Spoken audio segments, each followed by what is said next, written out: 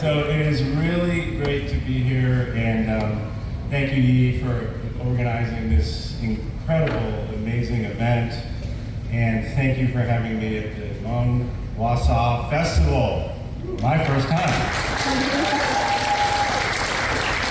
You've heard from my very good friends, Governor Evers, who I get to see him behind the scenes. He's even better than this, behind the scenes, doing the work for all of you here in Wisconsin.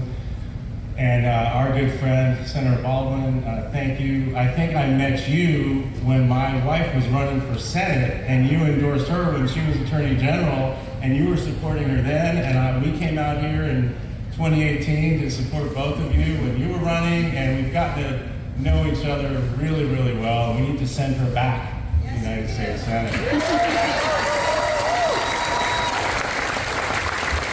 I also want to recognize and thank the Hmong Lao veterans we have here today. Please rise again. Thank you so much. Thank you. Thank you so much for your service and for your commitment to protecting freedom. We really appreciate it. Well, how did I get here? Well, my great-grandparents came here from Poland, fleeing persecution.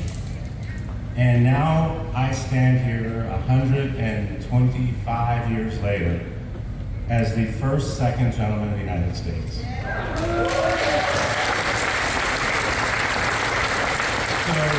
And we know that is not just my story.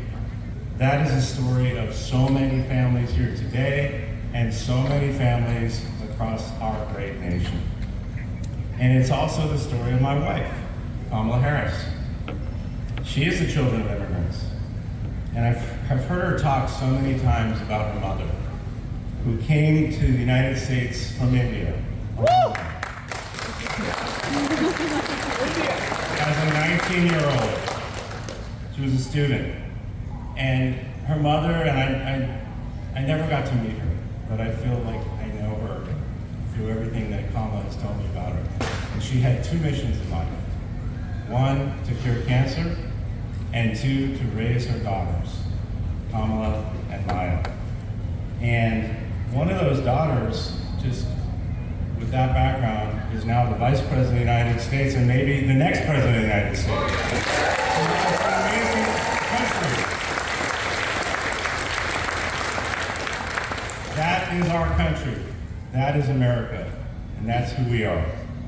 Now, as second gentleman, I've seen firsthand the way the Asian American and Native Hawaiian Pacific Islander communities are moving this country forward.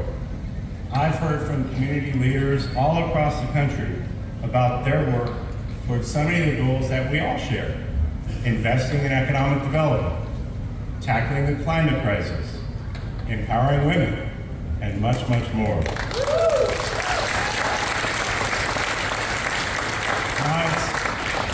Being second gentleman turned out to be a pretty amazing gig. I've traveled to South Korea. I've traveled to the Philippines. I've traveled to Japan. I've traveled to Thailand. I've gotten to see the world.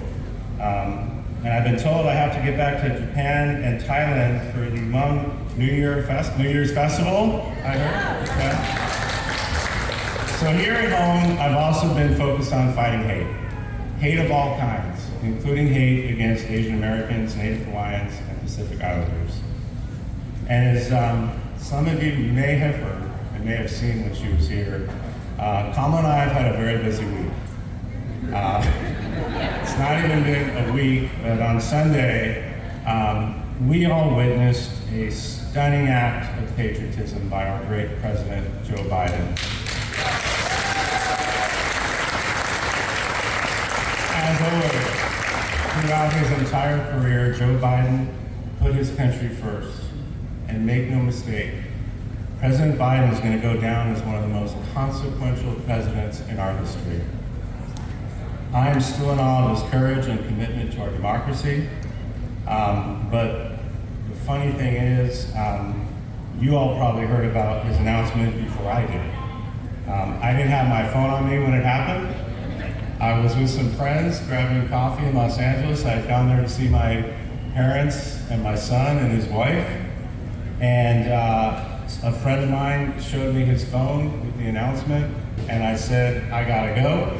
So I ran to the car. I think my agents were trying to figure out what was going on and followed me, and there was my phone in the car, and I think there were, I don't know, 20 messages. Call Kamala, call Kamala, call Kamala. And she said, where were you? I need you. And I said, well, she said, all right, well, look, the president called me, you saw the news, let's get to work. Let's get to work and earn this nomination. And we need to unite our party, unite our country, and move us forward. And that was our conversation last Sunday. It's now Saturday, and that's what we've been doing for this past week. And that is why I'm right here in Wisconsin today. There is, thank you.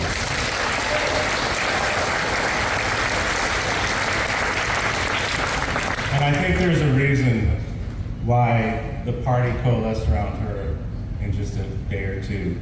I think there's a reason that over 100,000 new volunteers have signed up to help her campaign. It's because we've seen a leader emerge. We've seen somebody emerge that people have faith in, that people believe in. They've seen her leadership as vice president. They've watched her and Joe Biden lift this country out of the depths of COVID and economic despair and made the United States the envy of the world, which it always rightfully is. A lot has changed since Biden-Harris administration took over in early 2021. I remember being here in Wisconsin in those early days. Businesses were still recovering. We were just trying to come out of COVID. In fact, Dr. Biden and I visited one of the vaccination clinics here. And now look where we are now. Over 15 million new jobs. Wages are rising faster than inflation. Small businesses have more access to capital. And that's because of Joe Biden and Kamala Harris's leadership.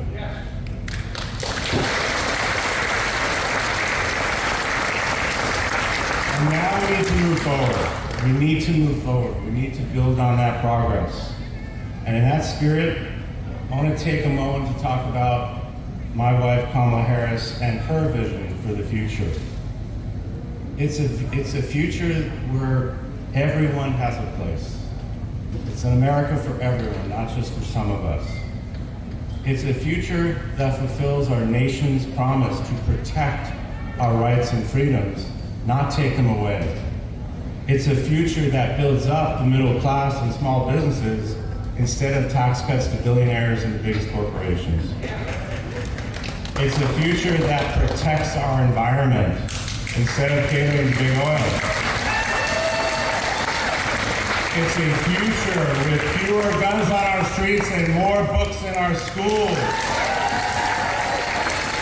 It's a future where everyone can have access to affordable health care and retire with dignity that they deserve. It's a future where we're not divided by hate. It's a future where we're united by a shared vision of our country, a shared vision of equality and opportunity for all of us, not just some of us. So this is just some of the vision for America's future, my wife Kamala Harris. And it's a vision that's born of her values as a person. So let me tell you a little bit about that person. The Kamala Harris that I know and love, and I get to see a little bit behind the scenes each and every day. You may know, or not, we met on a blind date about 11 or 12 years ago. I was a lawyer. I had a client in the office, and the client said something like, "Are you single?" at the end of a 1-hour meeting. And she said, "I think you and my best friend will probably get along with each other." She saw that you're both lawyers. She could tell we both cared about our communities. We were both fighters. We both stick up for people. And a week later, I went on a blind date with the Attorney General of California. And I will say it was love at first sight. We connected. We had a passion for the law, but we also had a hatred of bullies. We had a hatred of people who picked on other people.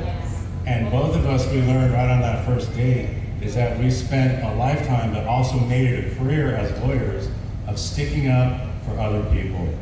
And we, even on our first date, by the end of that night, we were talking about our future. And maybe not this part, but we were talking about our future as a couple and how this might work. And what we both, knew was that we wanted to be together and do it together. And over the last decade, she's not just been an amazing partner to me, but a loving parent to 2 kids named Cole and Ella. From day one, she's been present, nurturing, and fiercely protective of them. My daughter, Ella, just posted on Instagram, "I love my 3 parents." I could not say it better. Whether it was officiating recently at our son Cole's wedding or flying cross-country through the night to make it to Ella's graduation, Kamala's always been there for them. So trust me, there's no one you want fighting more for your kids than Kamala Harris. The Kamala I know is strong and passionate. She stands up for what she believes in, and she never backs down from a fight.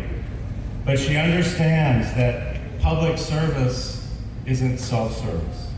It's not about her or her opponent, really. It's, no matter what kind of weird stuff they keep saying. Public service is about you. It's about us. It's about delivering results for the American people and standing up for our rule of law and our democracy and our freedoms. That's what it's about.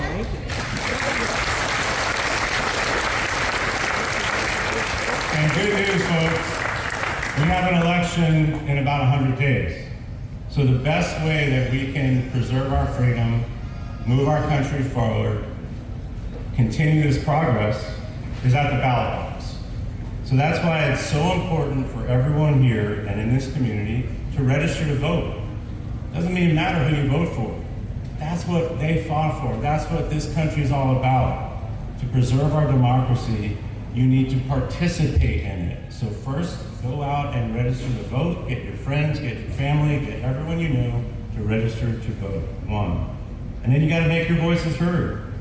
So if you believe in, like I said, a country that values everyone, that values freedom, our rights, and moving forward, then take a look at voting for my wife, Kamala Harris. And I just would appreciate that. But by the way, these elections are all close. We know we're going to have to earn this. We know they're always going to be close. And we know they're always close right here in Wisconsin, right, Senator, right, Governor? And we also know that this community right here could decide the election in this state, which could decide the election, the entire election. So you have the power right here in this Hmong community. You have more power than you realize. Your coming together as a community could really dictate the results of this election.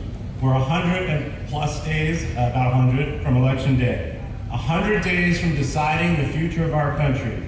So get out there and register and vote for the future that you want and the future in which we all belong. Thank you so much for having me. It's such an honor.